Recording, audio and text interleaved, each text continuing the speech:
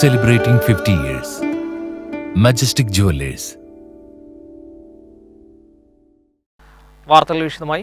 ഒരു മാസം കൊണ്ട് മലപ്പുറം ജില്ലയിൽ മാത്രം പിടികൂടിയത് 4 കോടി രൂപയുടെ ലഹരി വസ്തുക്കൾ. പരിശോധനകൾ എത്ര കണ്ട് കർശനമാകുമ്പോഴും ജില്ലയിലേക്ക് ലഹരിയുടെ ഒഴുക്കിന് മാത്രം കുറവൊന്നുമില്ല. അന്യസംസ്ഥാനങ്ങളിൽ നിന്നാണ് പ്രധാനമായും ലഹരി വസ്തുക്കൾ എത്തുന്നത്. ലഹരി വസ്തുക്കളുടെ കടത്തിന് തടയിടാൻ ഓപ്പറേഷൻ അക്കയും മലപ്പുറം ജില്ലയിൽ മറ്റു പരിശോധനകളും ബോധവൽക്കരണവും ശക്തമാകുമ്പോഴും ലഹരിയൊഴുക്ക് നിർബാധം തുടരുന്നതായാണ് കണക്കുകൾ സൂചിപ്പിക്കുന്നത്.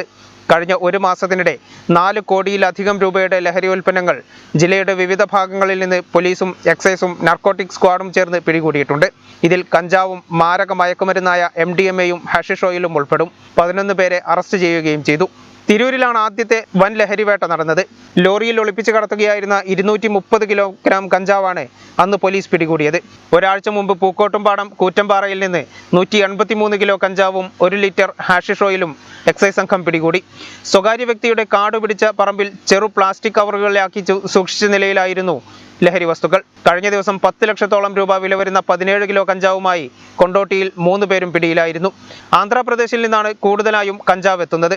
1 കിലോക്ക് 1500 മുതൽ 2000 രൂപ വരെ നൽകിയാണ് കേരളത്തിലെത്തിക്കുന്നത്. പച്ചക്കറി വാഹനങ്ങളിലും ബൈക്കിലും കാറുകളിൽ പ്രത്യേക അറകളുണ്ടാക്കിയുമാണ് കഞ്ചാവ് ജില്ലയിലെത്തിക്കുന്നത്. ഇവിടെ വിൽപ്പന നടത്തുമ്പോൾ 2 കിലോക്ക് 80,000 മുതൽ 90,000 രൂപ വരെ ഈടാക്കും. ഒരു പാഴ്സൽ എന്നാണ് ഇതിന് ലഹരി വിൽപ്പനക്കാർക്കിടയിൽ അറിയപ്പെടുന്നത്. ബംഗളൂരു, ഗോവ എന്നിവിടങ്ങളിൽ നിന്നാണ് MDMA എത്തിക്കുന്നത്. ഗ്രാമിന് 4,000 മുതൽ 5,000 രൂപ വരെയാണ് വില. 25 ഗ്രാം MDMA-യുമായി ചൊവ്വാഴ്ച അരീക്കോട് സ്വദേശിയായ 25-കാരൻ മഞ്ചേരിയിൽ പിടിയിലായിരുന്നു. സ്കൂൾ, കോളേജുകൾ കേന്ദ്രീകരിച്ച് ഇയാൾ മയക്കുമരുന്ന് വിൽപ്പന നടത്തിയിരുന്നതായി എക്സൈസ് പറയുന്നു. കേരളത്തിലേക്ക് കടത്താൻ വേണ്ടി സൂക്ഷിച്ചിരുന്ന 74 കിലോ കഞ്ചാവ് തമിഴ്നാട്ടിലെത്തിയ മഞ്ചേരി എക്സൈസ് സംഘം പിടികൂടിയതും അടുത്തിടയിലാണ്.